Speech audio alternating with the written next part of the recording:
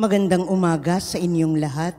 Malugod na pagtanggap sa St. Joseph Parish, Gagalangin sa ika-6 ng umagang banal na misa sa pagdiriwang ng liturhiya ngayong Martes sa ika-5 linggo ng 40 araw na paghahanda. Tumayo po ang lahat at tayo'y makiisa sa banal na misa na pamumunuan ng ating kura paroko, Reverendo Padre Douglas Badong.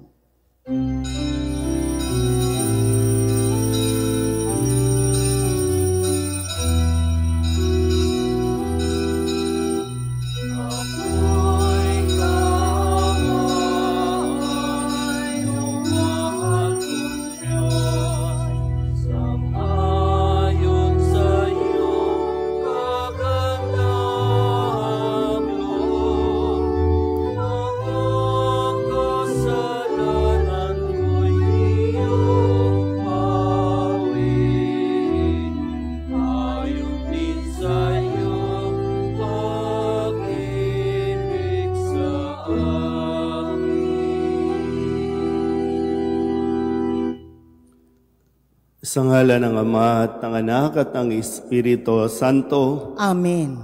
Ang pagpapala ng ating Panginoong Hesus Kristo, ang pag-ibig ng Diyos Ama, at ang makikipagkaisa ng Espiritu Santo naway sumainyong lahat. At sumaiyo rin. Mga kapatid, aminin natin ang ating mga kasalanan upang tayo'y maging marapat gumanap sa banal na pagdiriwang. Inaamin ko sa makapangyarihang Diyos at sa inyo mga kapatid na lubha akong nagkasala sa isip, sa salita at sa gawa at sa aking pagkukulang.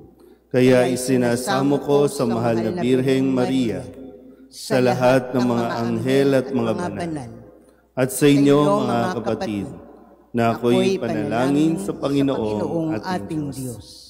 Kaawaan tayo ng makapangyarihang Diyos, patawarin tayo sa ating mga kasalanan at patnubayan tayo sa buhay na walang hanggan. Amen.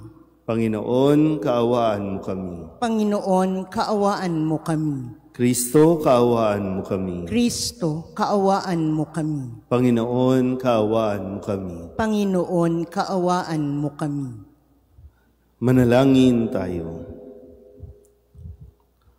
Ama naming makapangyarihan, gawin mo ang aming mapangatawan ng sundin ang loob mo upang sa pagdami namin at pagiging kalugod-lugod sa iyo, ang iyong sambayanan ay umunlad araw-araw sa pamamagitan ni Hesus Kristo kasama ng Espiritu Santo magpasawalang hanggan. Amen. Pagbasa mula sa aklat ng mga bilang. Noong mga araw na iyon, mula sa bundok ng Hor, nagpatuloy ang mga Israelita patungon dagat ng mga tambo upang lisan ang Edom. Dahil dito, nainip sila sa pasikot-sikot na paglalakbay na yaon. Nagreklamo sila kay Moises, "Inialis mo ba kami sa Ehipto para patayin sa ilang na ito?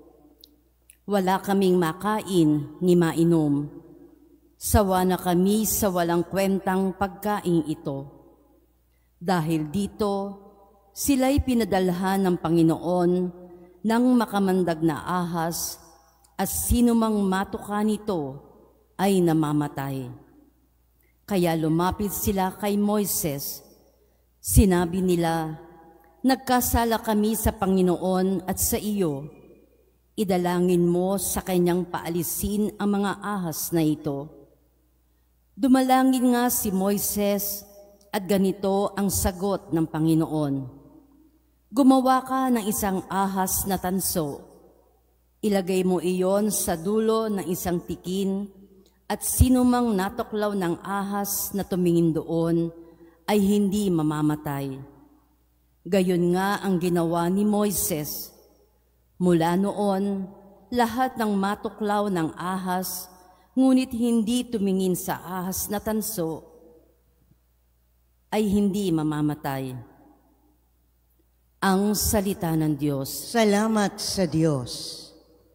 Dinggin mo ang aking dasal, pagsamo ko'y paunlakan. Dinggin mo ang aking dasal, pagsamo ko'y paunlakan. Dinggin mo, o Poon, ang aking dalangin, lingapin mo ako sa aking pagdaing. O huwag ka sanang magkubli sa akin, lalo sa panahong may dusa't hilahil.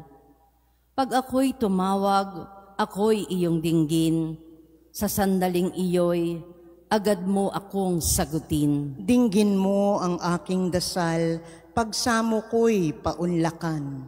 Ang lahat ng bansa sa Poon ay takot, maging mga hari sa buong sinukob. Kung iyong itayong pamuli ang Siyon, ika'y mahahayag doon, Panginoon. Daing na mahirap ay iyong diringgin, di mo tatanggihan ang kanilang daing. Dinggin mo ang aking dasal, pagsamo ko'y paunlakan. Ito'y matititik upang matunghayan ng sunod na lahing di pa dumaratal. Ikaw nga, o Poon, ay papupurihan. Mula sa itaas, luklukan mong banal. Ang lahat sa lupay, iyong minamasdan. Iyong dinirinig ang pagtataghoyan na mga bilanggong ang hatol ay bitay upang palayain sa hirap na taglay. Dinggin mo ang aking dasal, pagsamo ko'y paunlakan. Tatayo po ang lahat.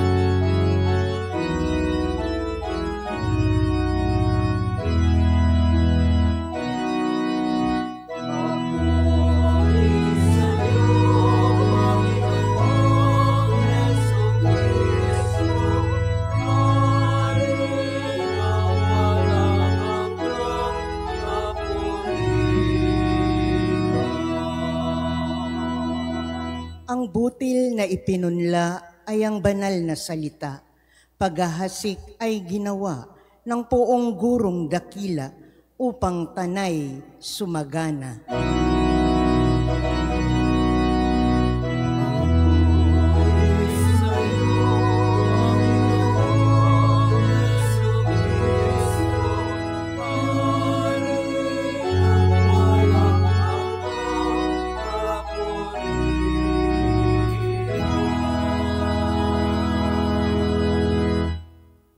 Sumainyo ang Panginoon. At sumaiyo rin.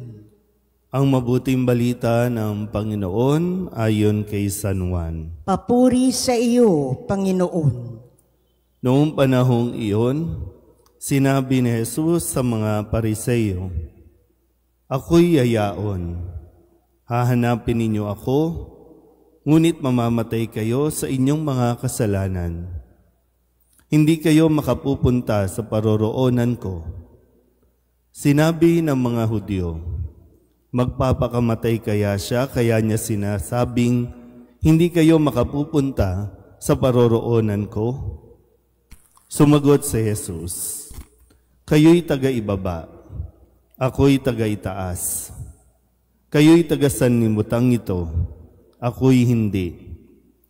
Kaya sinabi ko sa inyo, na mamamatay kayo sa inyong mga kasalanan.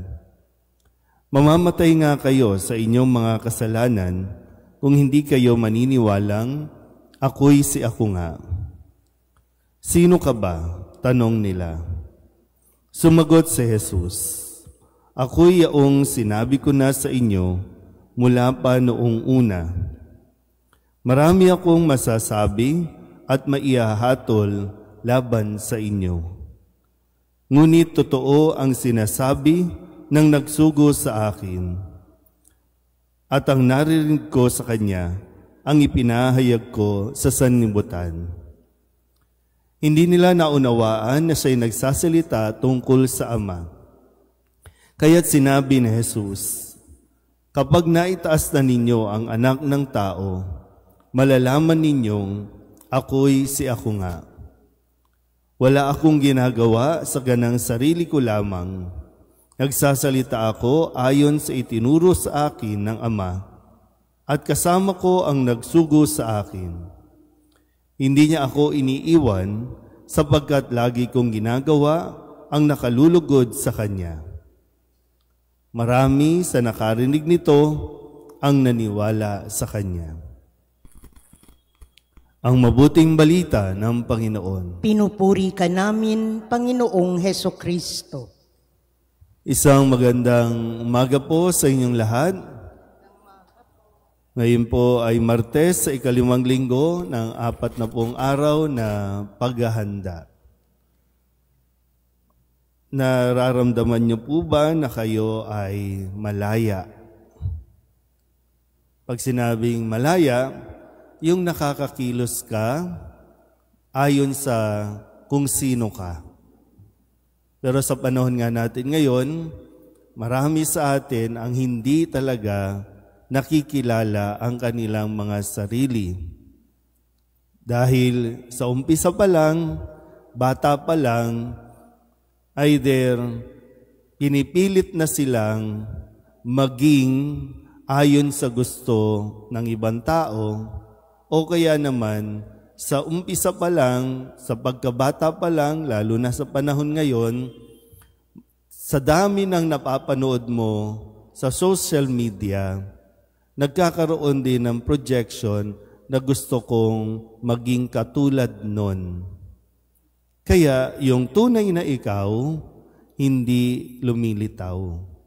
Yung tunay na ikaw, hindi mo nararamdaman. Kaya sa loob natin, nagkakaroon ng confusion, nagkakaroon ng kaguluhan. Sa ngayon nga, no, ang dami-dami nating, dati kapag pipill up ka ng form, 2 lang naman, male or female. Ngayon, ang daming letrang pagpipilian ayon sa sino tayo. Yung pagkaramdam natin, ito ako. Pero talaga bang kilala natin ang ating sarili? Kasi maganda po ito, no, na halos araw-araw ipinaparinig sa atin ni Jesus kung sino siya, kung sino ang kanyang ama, kung saan siya nanggaling, at kung saan siya papunta. So yung identity ng isang tao, yan ang isang katotohanan na kung taglay natin, hindi tayo panghihinaan ng loob o hindi tayo masisiraan ng loob. Basta't alam mo kung sino ka. Napakaraming pressure sa paligid natin sa kung paano ka dapat kumilos, sa kung paano ka dapat manamit, sa kung paano ka dapat na nag-iisip, maging sa pagsasalita. Kasi laging nandoon sa kailangan tanggap tayo ng tao. Kaya kung ano ang gusto ng tao, yun ang binibigay natin. Kung ano ang sa tingin ng mundo, makapagpapasaya sa iyo, doon tayo. Pero alam ba talaga natin? Kasi ang gusto ng Diyos, ang pinakamahalaga na dapat nating sinusunod. At yung ating pong ugnayan sa Diyos, ang dapat nating pinanghahawakan. Kilalang kilala tayo ng Diyos, hindi natin kinakailangan mag-project ng ibang tao o kung sino man. Alam niya dahil tayo ay nanggaling sa Kanya. At ang kaligayahan natin ay ang mapaligaya ang Diyos.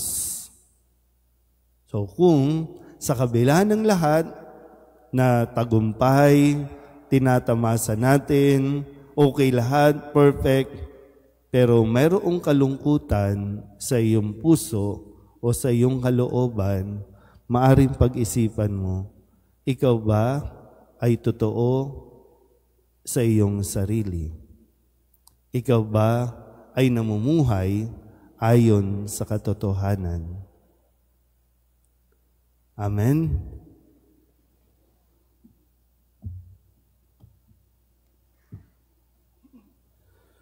Buong pananampalataya tayong manalangin sa Ama dahil sa pamamagitan ng pagpapakasakit ng kanyang anak ay naligtas tayo sa lahat ng kaparusahan. Ang ating pong itutugon, Ama, basbasan mo kami sa ngalan ni Jesus. Ama, basbasan mo kami sa ngalan ni Jesus. Ang bayan ng Diyos, naway magtagumpay sa pagpapalaganap ng mabuting balita ng kaligtasan sa mundo.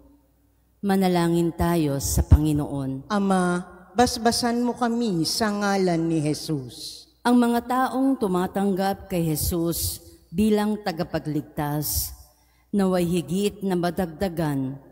Manalangin tayo sa Panginoon. Ama, basbasan mo kami sa ngalan ni Jesus. Ang mga taimtim na nagsisikap na hanapin ang katotohanan, naway matagpuan si Jesus na siyang liwanag na tumatanglaw sa kadiliman ng buhay. Manalangin tayo sa Panginoon. Ama, basbasan mo kami sa ngalan ni Jesus. Ang mga nagdurusa dahil sa nararamdamang sakit, pagkabalisa, takot at pangungulila, naway makita ang liwanag ni Kristo na tumatanglaw sa kanila. Manalangin tayo sa Panginoon. Ama, basbasan mo kami sa ngalan ni Jesus. Sa mga namayapang tapat sa Panginoon, naway tumanglaw ang liwanag na walang hanggan. Manalangin tayo sa Panginoon. Ama, basbasan mo kami sa ngalan ni Jesus. Idulog din natin sa Panginoon ang ating mga personal na kahilingan at mga panalangin para sa ating mga pamilya, kasama din ang mga kahilingan ng mga nanonood sa online. Lahat ng mga misang pasasalamat, espesyal na intensyon, agarang paggaling ng mga may sakit, at ang lahat ng mga kaluluwa, niniling na ipagdasal sa misang ito.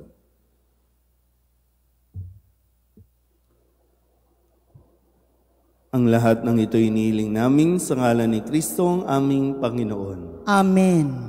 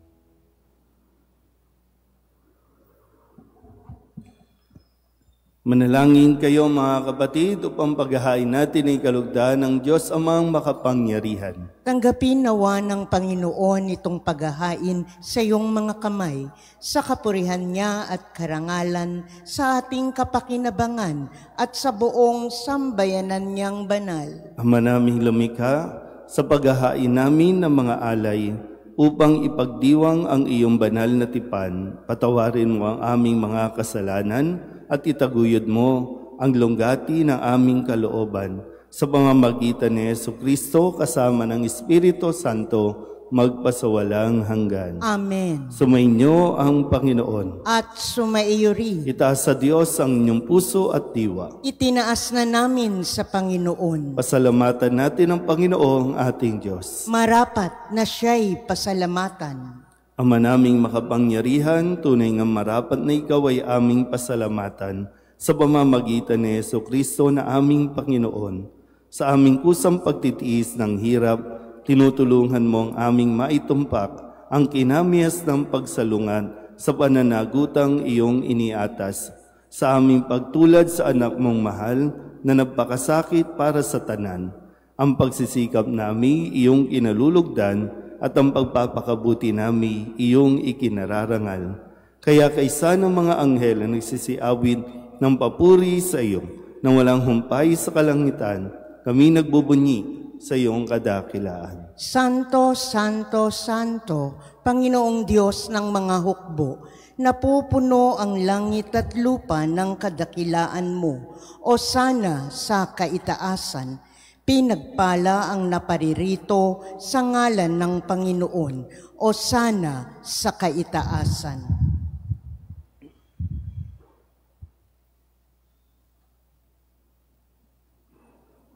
Ama naming banal, ikaw ang bukal ng tanang kabanalan. Kaya't sa pamamagitan ng iyong Espiritu, gawin mong banal ang kaloob na ito upang para sa aming maging katawan at dugo ng aming Panginoong Heso Kristo. Bago niya pinagtiis ang kusang loob na maging handog, hinawakan niya ang tinapay, minasalamatan kaniya. Minaghati-hati niya iyon, iniabot sa kanyang mga alagad at sinabi, "Tanggapin ninyong lahat ito at kanin. Ito ang aking katawan na ihahandog para sa inyo."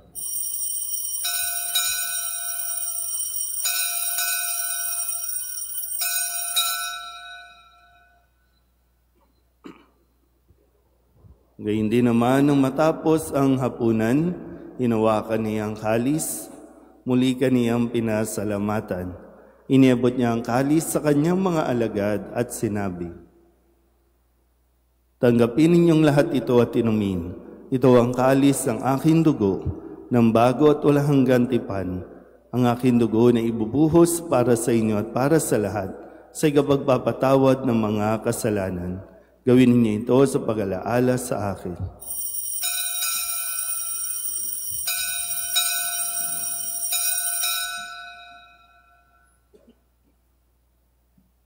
Ipagbunyi natin ang misteryo ng pananampalataya. Si Kristo'y namatay, si Kristo'y nabuhay, si Kristo'y babalik sa wakas ng panahon. Ama, ginagawa namin ngayon ang pag-alaala sa pagkamatay at muling pagkabuhay ng iyong anak.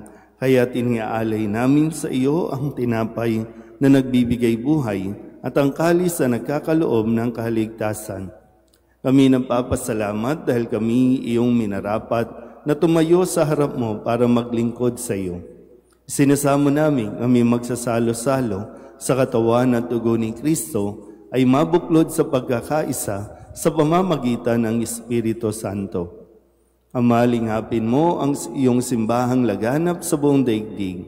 Puspusin mo kami sa pag-ibig kaysa ni Francisco na aming Papa at ni Jose na aming Obispo at ng Tanang Kaparian.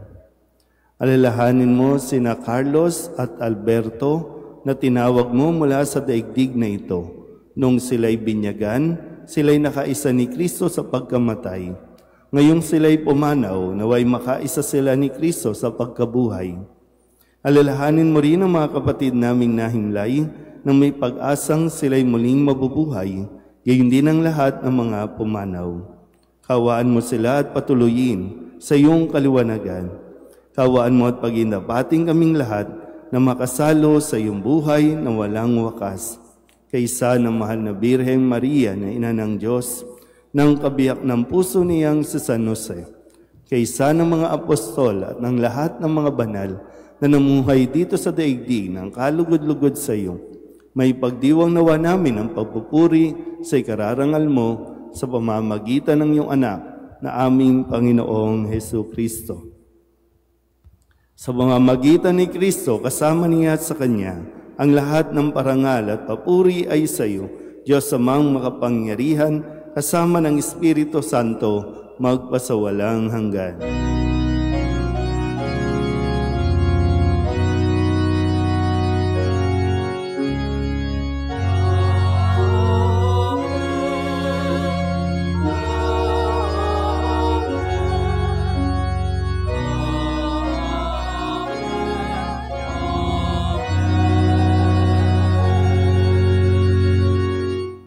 Sa tagubili ng manakagagaling na utos at turo ni Jesus sa Panginoon natin at Diyos, ipahayag natin ang lakas loob.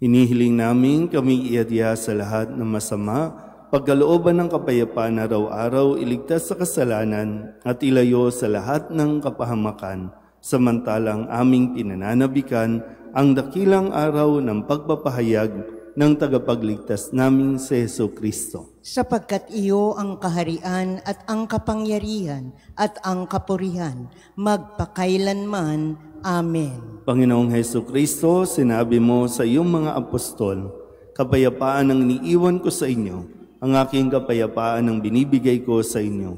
Tunghayan mo ang aming pananampalataya at huwag ang aming mga pagkakasala. Pagkalooban mo kami ng kapayapaan at pagkakaisa ayon sa iyong kalooban, kasama ng Espiritu Santo, magpasawalang hanggan. Amen. Ang kapayapaan ng Panginoon ay laging sumainyo. At sumaiyo rin. Magbigayan po tayo ng kapayapaan sa isa't isa. Kordero ng Diyos na nag-aalis ng mga kasalanan ng sanlibutan, maawa ka sa amin. Kordero ng Diyos na nag-aalis ng mga kasalanan ng sanlibutan, maawa ka sa amin. Kordero ng Diyos na nag-aalis ng mga kasalanan ng sanlibutan, ipagkaloob mo sa amin ang kapayapaan. Ito ang Kordero ng Diyos. Ito ang nag-aalis ng kasalanan ng sanlibutan.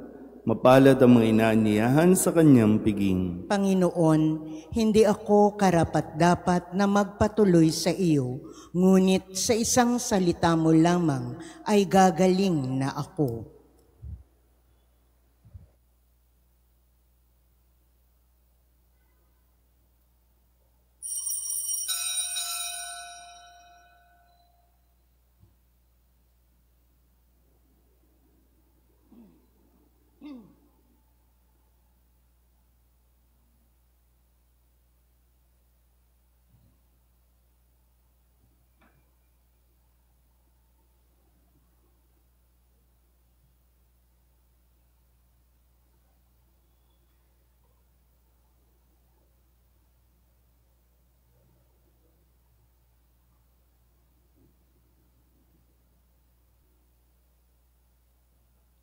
Magsitayo po ang lahat.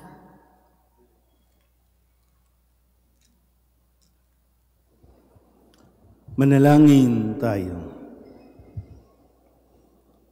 Ama naming mapagmahal, kaming pinadulog mo sa banal na pakikinabang, ay marapatin mo na laging makasalo sa iyong mga bigay sa pamamagitan ni Jesucristo kasama ng Espiritu Santo magpasawalang hanggan. Amen.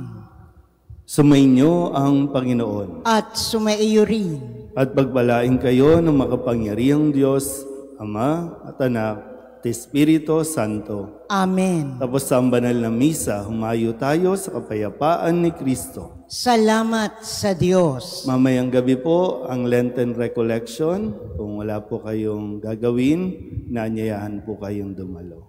Pagkatapos po ng 6:30 na misa.